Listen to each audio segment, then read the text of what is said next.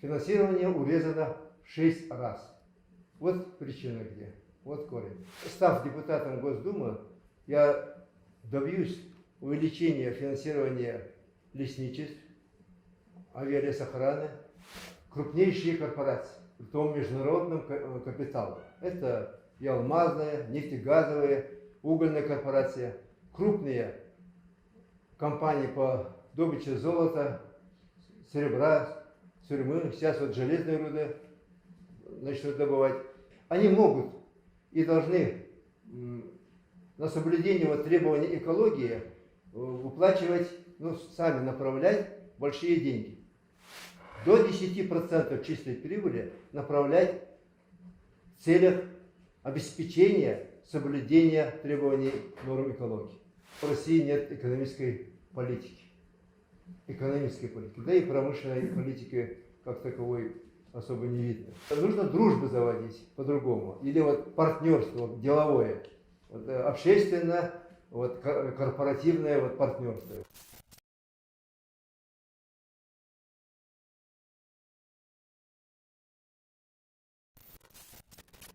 Как известно, избиратели России, в том числе и Якутии, 19 сентября будут выбирать своих представителей, депутатов в Государственную Думу. А сегодня в нашей студии кандидат в депутаты Государственной Думы, выдвинутый Российской экологической партией «Зеленые» Егор Петрович Жирков. Добрый день, Егор Петрович. Добрый день. Ваше выдвижение в качестве кандидата в депутаты Государственной Думы стало для многих неожиданностью. И вот вы можете рассказать, почему вы выдвинулись и почему именно от партии «Зеленые»? Ощутил вызов времени. Решил принять участие в этих нынешних выборах в Госдуму. Есть потенциал, ощущаю, опыт, способность быть защитником интересов якутян. А почему от зеленых? Потому что нынче тренд такой. 4 партии выдвигают свои одномандатных кандидатов, а остальные 5 человек все подали с малым партиям.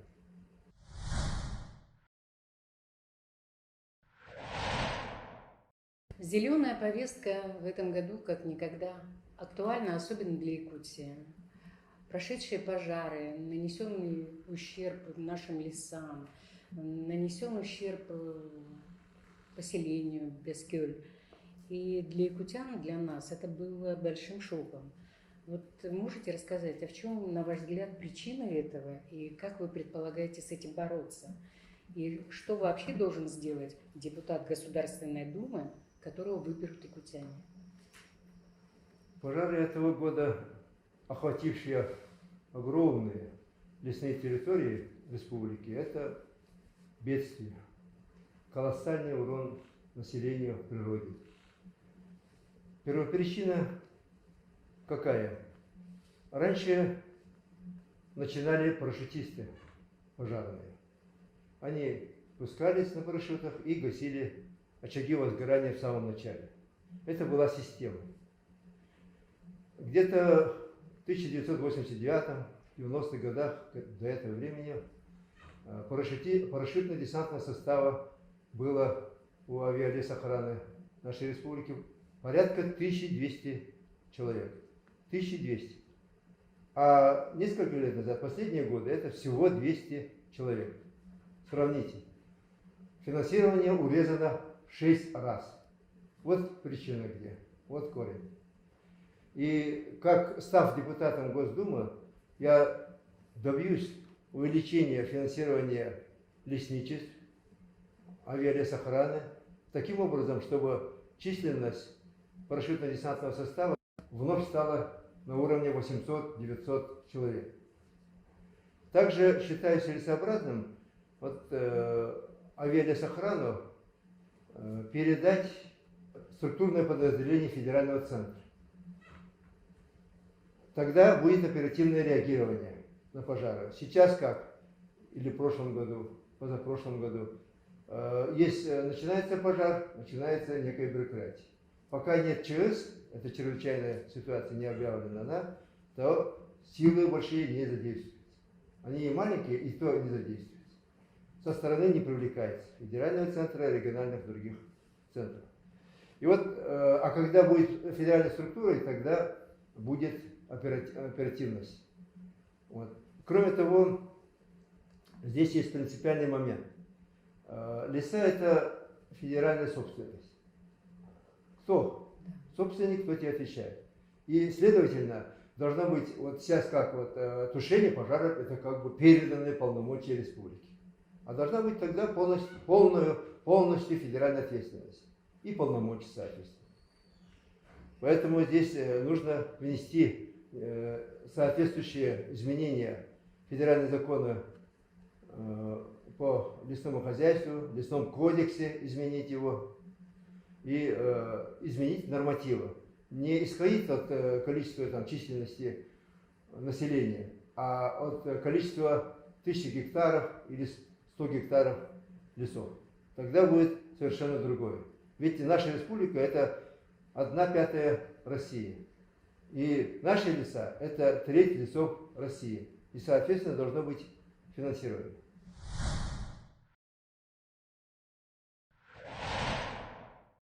Хорошо, спасибо. С лесами как бы стало все понятно, но мы не раз и не два, наверное, и не три становились свидетелями того, как недропользователи, экономя на экологических стандартах, наносят вред окружающей среде. Ну, в первую очередь нашим рекам, опять же лесам, животному миру.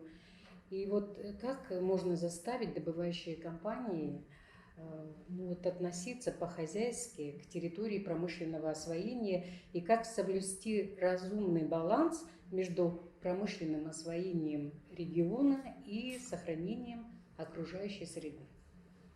Ирина, в моей предвыборной программе что нового, что вот, это я предлагаю принцип зеленого недропользования.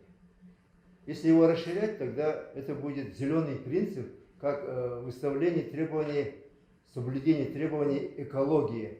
Возвращаясь к недропользованию, замечу, что у нас в республике крупнейшие корпорации, в том международным капиталом. Это и алмазная, нефтегазовые, угольная корпорация, крупные компании по добыче золота, серебра, сурьмы, сейчас вот железные руды начнут добывать.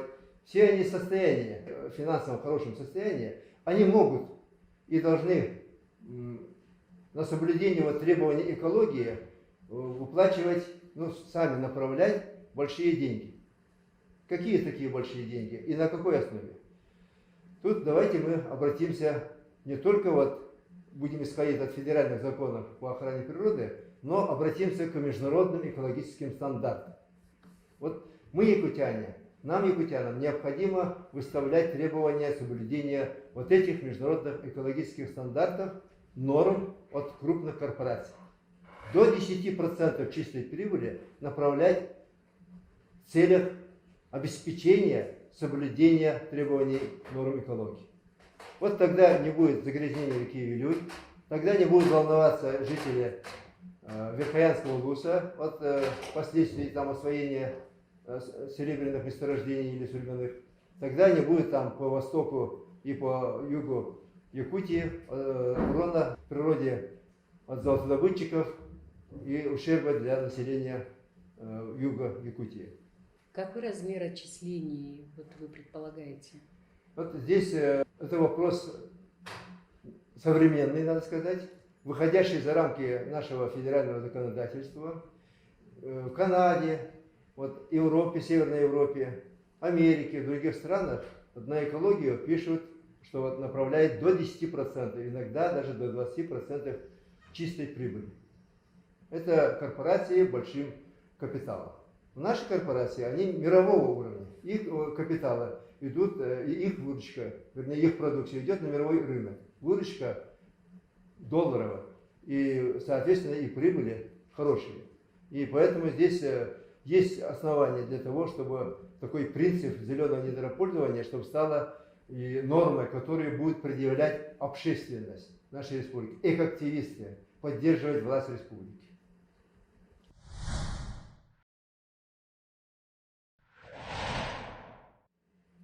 Спасибо. И вот еще вопрос об экономике, потому что мы все видим, что экономика Якутии развивается по несколько другим законам, чем, скажем, экономика средней полосы. И в своей программе вы говорите, что развитие улусов и городов Якутии, в том числе Якутска, должно опираться на существенное финансовое и материальное участие корпораций, которые, ну, скажем, черпают наши недра. Вот как вы представляете этот процесс? Я оцениваю, что в России нет экономической политики. Да и промышленной политики как таковой особо не видно. Что касается вот экономики республики, здесь контраст. С одной стороны, вот недородобывающие компании, корпорации, у них развитие стремительно. Они хорошо черпают недровые богатства и, соответственно, темп развития. Даже настолько хорошо, что вот Алдан Золото раньше обращалась за услугами в ремонте там, запчастей, других там техники и других позиций к жителям, массово обращался к жителям Алдана, Нижнего Куранаха. А сейчас они самодостаточны, и люди Алдана оказались брошенными в этом плане. А другая сторона вот экономики. У нас есть еще другая экономика или нет? Вот вопрос. Местная промышленность. Она в застое. Если она есть, то она в застое. Что мы производим сами, якутяне? Город Якутск – это город людей белыми воротничками. Скопление людей, вот, госслужащих, бюджетников, силовиков. А где производители? Сколько мы производим? Город Бийск 200 тысяч человек, не 300, как Якутск. Там производят порядка 15 миллиардов высокотехнологической продукции. Ну, правда, город Бийск – это 10-й наркоград Советского Союза. Там наука, технологии, производство, все были вместе еще с времен предыдущей системы экономической системы. Там была система экономическая. И вот нам нужно, чтобы в городе Якутске, в малых городах, районных центрах, улусах, чтобы люди среднего поколения и молодежь сделали прорыв в создании массовом создании малых производств. Появление вот, и расширение новых видов доходного занятия. Рабочие места, нужно, чтобы они созданы были. Кроме много рабочих мест. Они с чем должны быть связаны?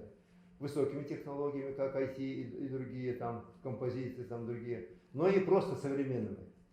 Да и просто вот. Но не обязательно не только услуги, не только торговля, а именно вот замена, производство товаров, вещей, которые завозятся извне, с центра России. Сейчас логистика тяжелая, дорогая. Выходить на то, чтобы на самообеспечение, создавать новые продукции. Вот для этого должны быть региональные, местные проекты. Некоторые курируются там какими-то программами развития республики, Дальнего Востока, федерального уровня, но это мало, мизер. А нужно достаточно заметно, чтобы было. И нам нужно вновь, чтобы лицом к нам были эти корпорации горнодобывающие, алмазные, там, Сургутнефтегаз, Транснефть, такие вот угольные компании, нефтегазы, вот мы сказали, алмазная наша компания, чтобы аппарат управления обратно пришел мирный и больше обращал внимание вот трудозанятости людей, вот окружающих городов и сел занимались. Вот тогда вот нужно дружбу заводить по-другому, или вот партнерство деловое, вот, общественно, вот, корпоративное вот, партнерство. Вот это такой выход я предлагаю, обратить на это внимание, заниматься этим направлением.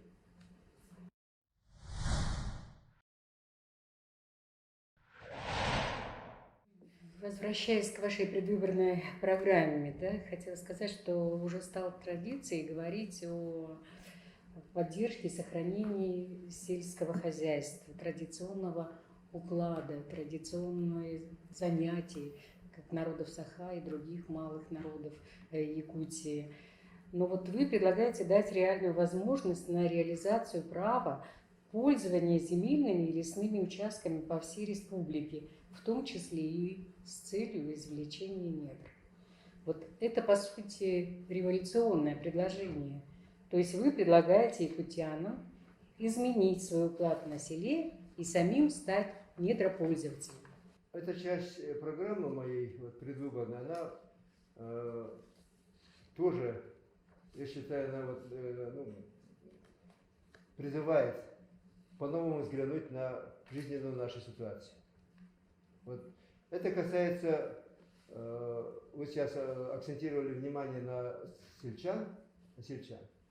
Вот. Скотоводство и коневодство для народа Саха, оленеводство для северных народов – это основа жизни, основа жизнедеятельности. Без этого нет и будущего этих народов, наших народов, коренных народов. А в то же время, кроме уровня существования, нам нужно, чтобы был уровень развития. Развиваться, чтобы вот для молодежи создать перспективу, для этого нужно новое направление доходного занятия. И в этом плане возникает вопрос, на основе чего, как. Вот. И вот здесь мы мало обращаем внимание на то, что вокруг нашей республики мы в основном обитаем там, где вот по берегам рек, где уже есть поселения, города, поселки, села, а мало обращаем внимание на город. А тем временем вот у нас 60% территории республики, даже больше, это горы. Везде горы. И не так уж далеко они, на самом деле. И вот в них есть полезные ископаемые. Кроме вот тех, которые я обозначал, есть еще другие.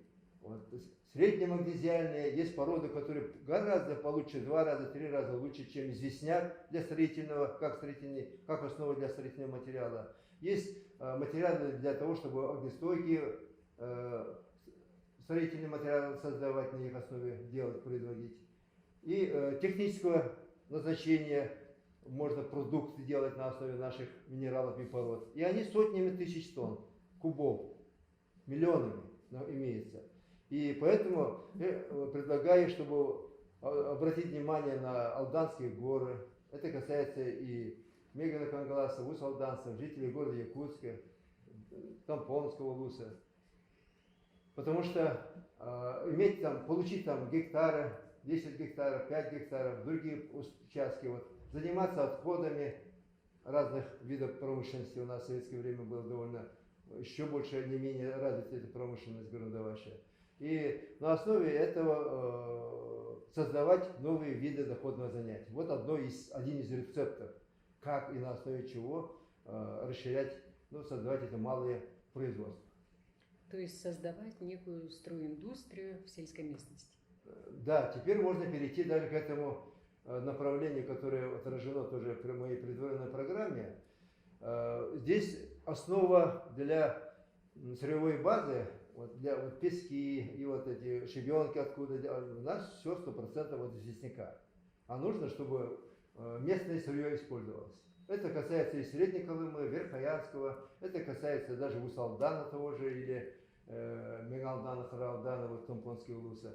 Это касается вот других вот центральных улусов и Вилюйской группы улусов тоже. Горы недалеки совершенно. И вот здесь получается, это одна основа есть. А другое, вот, необходимость даже сейчас возникает, буквально вот в течение вот года, в течение всего года, даже не 1,5 года, цены на брус, на строительные материалы, пиломатериалы возросли сколько раз? Ну, 2 раза? 2, да. 2,5 раза.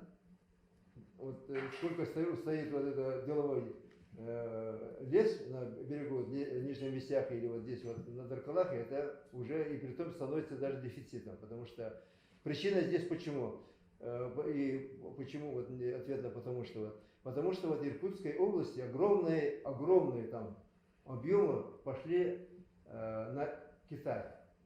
И древесина стала и в таком виде, и в виде вот пилорамы и пиломатериалов, и делового леса стала валютной продукцией. Да. И, соответственно, цены вдруг оказались мировые.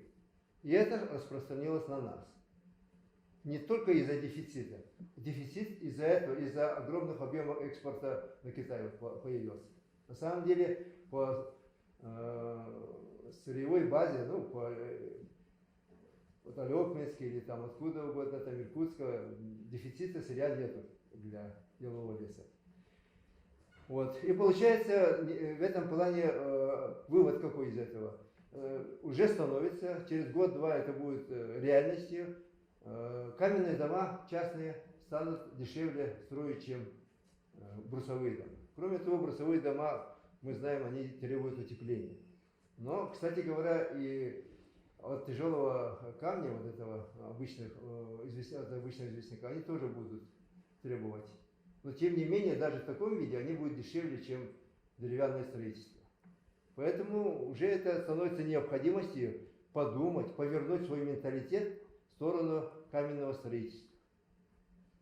Не везде, но все-таки вот если объединять на снега, даже улусы, то местная сырьевая база есть. И по песку, и особенно по щебню. Там, если обратить внимание на плотные горные породы, то они, каждая плотная горная порода, они лучше, чем известняк. Вот почему я считаю, что нужно создавать малые базы индустрии строительных материалов.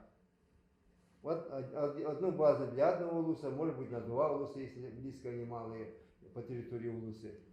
Но у нас какие-то разбросаны и по территории тоже довольно большие. Ну, конечно, объем рынка небольшой в каждом улусе, если взять. Поэтому в зависимости от этих факторов нужно создавать эти малые базы индустрии строительных материалов.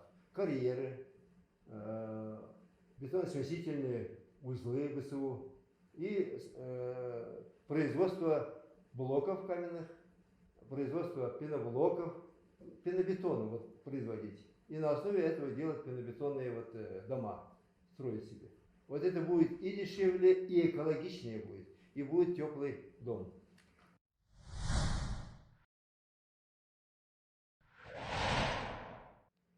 Спасибо. И вот еще вопрос, о котором вы говорите в своих тезисах. Вы говорите о цивилизационной отсталости города Якутска, других городов республики и улусных центров. Ну вот что вы имеете в виду? Потому что мы-то считаем, что мы неплохо живем. У нас в городе Якутске, ну, по крайней мере, асфальтом покрыты дороги, стоят многоэтажные дома, ну, строятся каждый год новые здания. Мы пользуемся водопроводом, канализацией. Ну, худо-бедно озеленяется город. Вот почему вдруг возник вопрос о цивилизационной отсталости и как вы предлагаете эту проблему решить? Вот слушая вас вопрос, у меня возникло вот... Сомнение? Я вспомнил слова Солженицына. Когда-то в 90-е годы он прибыл вот на восток России и Дальнего Востока на поезде доехал до Москвы. И после того, как общался с людьми, он сказал, главная проблема России, главная задача сбережения народа и обустроить страну. Какова у нас обстроена столица? Каков уровень благоустройства?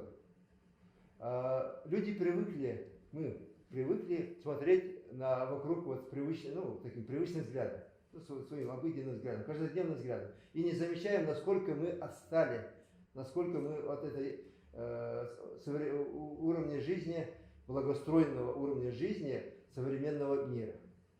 У нас в городе, в столице нет уличной системы водоотведения, канализации нет. Ее нет и в улусных центрах, в малых городах. Это требование цивилизации. У нас тротуары в 17 квартале, в Залаге или Сайсарах, где мы видим каменные тротуары для того, чтобы женщины могли ходить в туфлях и сапожках. Вот.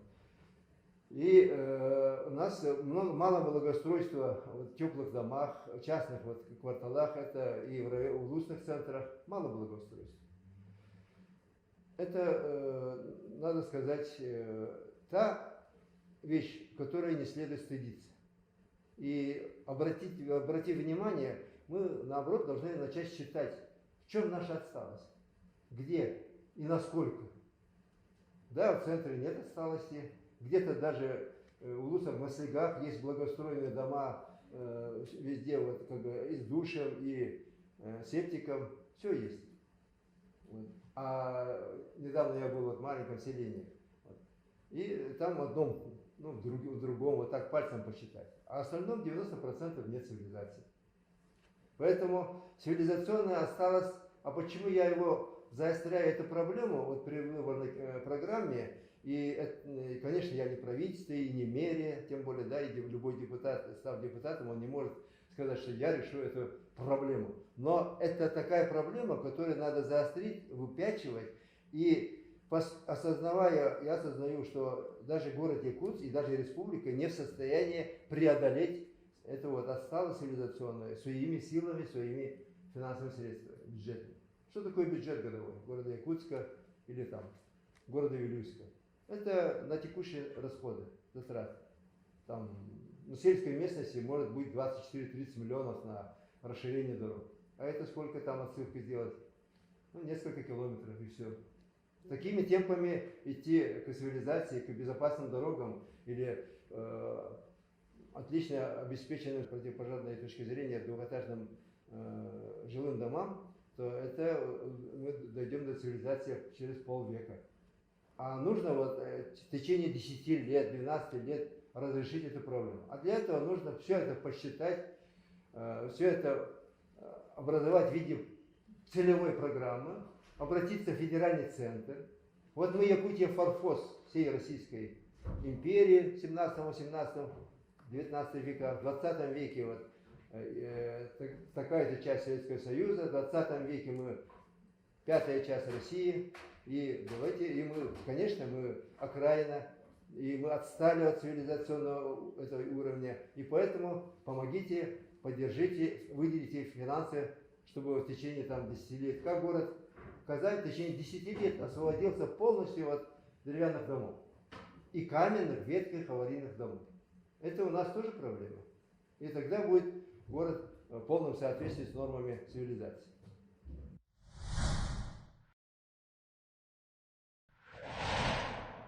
Давайте поговорим о реформе отрасли обращения с твердыми коммунальными отходами.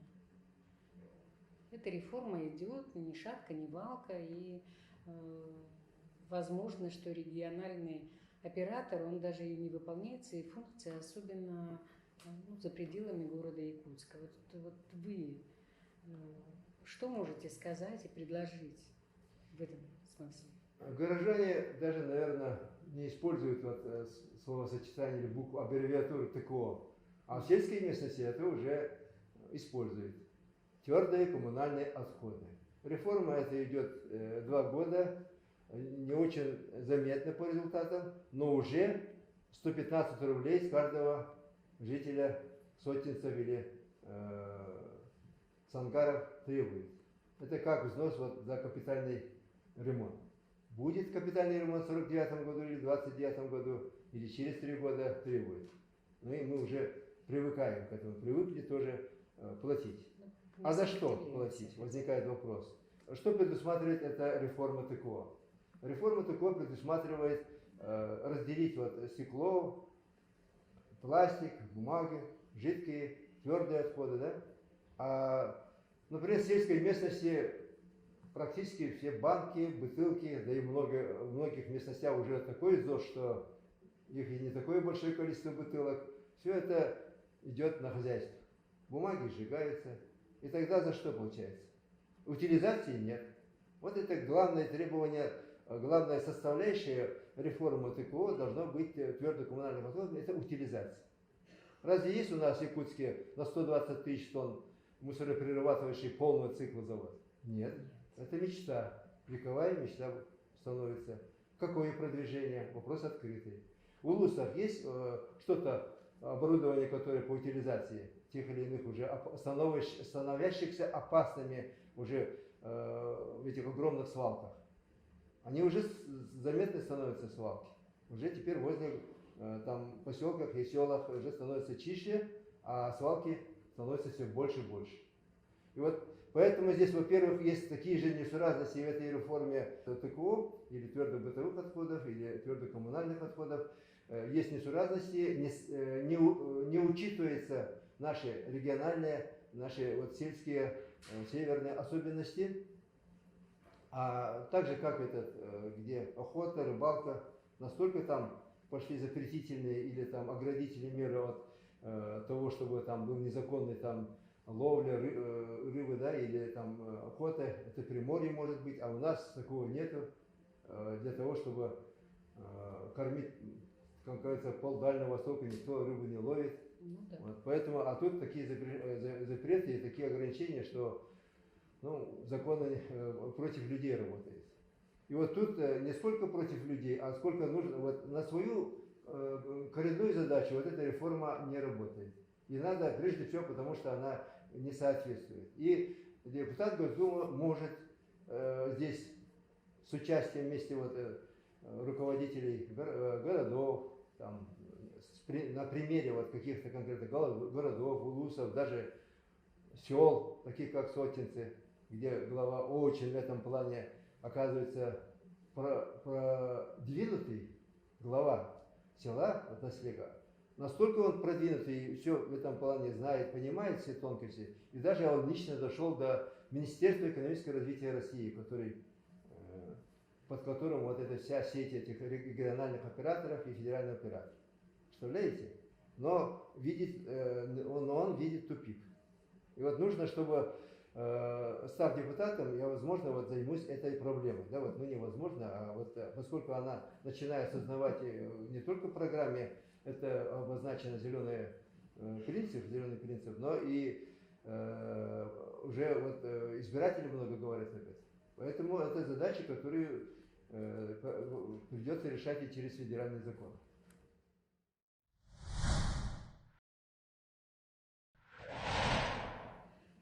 Хорошо.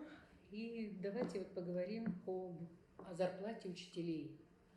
Даже не столько о том, когда повысят зарплату учителям, а вот видят ли власть придержащие эту проблему на сегодняшний день, собираются ли они ее решать, и вы, вот в случае избрания вас депутатом, вот каким образом поучаствуете в решении этого вопроса? Тема близкая для меня, поскольку, когда я был министром образования в начале 90-х годов, здесь мы были, народное образование было в приоритете, не только вот концепция обновления и развития национальной школы, но и сформирована была в республике государственная национальная региональная система образования, и уровень оплаты труда учителей был первой тройки всех отраслей, 18 отраслей тогда, помню. А сейчас почему это становится проблемой? Она может быть и не видна как проблема, потому что больше даже замечают журналисты уровень оплаты труда руководителей или по городу Якутска совсем, скажем так, неплохая, хорошая зарплата педагогов, но причина другая. Не потому что так государство заводится, а потому что система оплаты труда, новая система оплаты труда 2008 года внедренная, НСОТ так называемый, и подушевое финансирование, там заложен принцип. И, соответственно, при 35-40 учениках в классе, в 3 классах вот, по норме для учителя, и получается 18 часов или 27 часов, это нередко и массово, да, тогда получается вот довольно хорошие, там 60, 70, 80 тысяч уровень зарплаты, может быть, у русского языка учителей, математики. Но как только дальше идем, то возникает уже вот эта проблема. Полагаю и нахожу подтверждение со слов управленцев и педагогов, с которыми общаюсь, что вот текучесть кадров и даже нехватка кадров. Вот выпускаются учителя, молодые люди высшего образования, но не доходят до школы. И уже русский язык, биология, другие там предметы становятся, школа появляется уже, вот многие школы сельской местности на севере без учителей таких предметов. Это уже не проблема учителей зарплаты, да, из-за зарплаты это получается, понятное дело, а не проблема даже этих сел и поселков, а проблема общая, республиканская и государственная, обеспечение Конституцией предусмотренных прав молодежи, детей получать образование. Какое образование без уроков математики, согласитесь? Как он будет сдавать ЕГЭ? Поэтому здесь вы правильно подметили вот, ну, слово вот, власть, прилежащая на это обращайте ли внимание, пора им обратить на это внимание. Иначе вот получается, что в республике не будет соблюдаться конституционные права, не будет обеспечиваться, не будет создаваться, это государство обязано по Конституции России создавать условия для получения образования. И дело в том, что вот когда мало количество учеников, вот уже система СНСОТ, он начинает изживать, ну, свои, вот, исчерпывать свои ресурсы, скажем так. В свое время она была хороша, а потом, оказывается, ну, она и не только была хороша, но упорядочивала, как бы делала какой-то, ну, принцип во главу поставила, а сейчас вот из-за этого становится проблема обеспечения учителями и текучка кадров. И нужно на это обратить внимание. А каким образом решать это? Во-первых, не только обратить внимание власти республиканской, Министерства образования, республиканской власти, федеральной власти, но еще понять, как это суметь. То есть разработать, да, преодолеть эту проблему, ну, разрешить. И учительство в республике – это большая армия людей. И в сельской местности учителя, воспитатели детских садов, которые вот детские сады мы сохранили в свое время, да, вот в нашей республике единственный регион, где сохранили детские сады в 90-е годы. Я здесь внес свой вклад лично. И потому что мы образовали, ну, понятие такое новое. Там такого, а тут дом. Дошкольное образовательное учреждение. Слово там школа, и потом образование. И тем самым пристегнули все детские сады оптом системе народного образования. И депутаты, правительство все это тогда приняли, и до сих пор такая хорошая, ну, хорошая система у нас действует. Но одновременно вот только они, вот эти воспитатели детских садов, учителя в сельской местности имеют скромную, но живые деньги. А 30 тысяч, там, 35 тысяч, там хорошие, но это недостаточно для качества образования, это недостаточно для обеспечения достойного уровня жизни, потому что стоимость жизни совершенно другая. Около 10 лет почти не меняется, по крайней мере 4-5 лет не меняется сам уровень оплаты труда учителей, педагогов.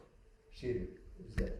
Где-то увеличивается, но такие вот опять вносятся коррективы, что снова вот это остается. А цены идут вверх. И вот эта ножница сегодня она предопределяет большую проблему. Я считаю, что эту проблему надо решать в целом по стране. Я уверен, что вот в течение там, ближайших 2-3 эта проблема должна быть разрешена. Учительство должно, слово учитель должно звучать и гордо, и достойно с точки зрения вот, уровня оплаты труда. Это, конечно, там не совсем решается на уровне республиканской, но республика может тоже, как и в 90-е годы, здесь поставить эту проблему и продумать, как так, чтобы оно по всей стране, и в том числе в нашей республике, с учетом наших вот особенностей, малокомплектности, недоступности, доступности, где вот численность учащихся не только в больших школах, но и в средних, поселковых, малых городах, вот школах, когда отойти от этих больших школ, уже проблема. Вот это вот, чтобы суметь учесть этих новых увеличения, ну, не то что увеличение финансирования народного образования, не то что увеличение зарплаты, а поднятие уровня зарплаты до достойного нормального уровня.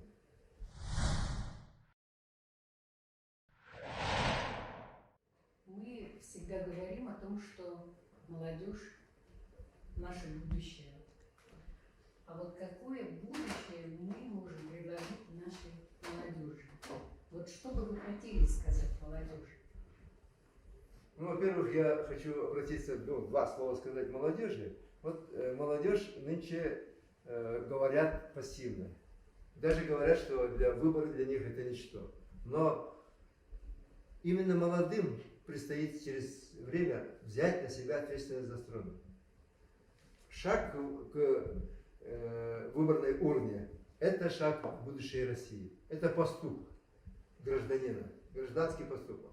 Поэтому я призываю молодых людей прийти 19 сентября на выборы в Государственную Думу и сделать свой свободный выбор.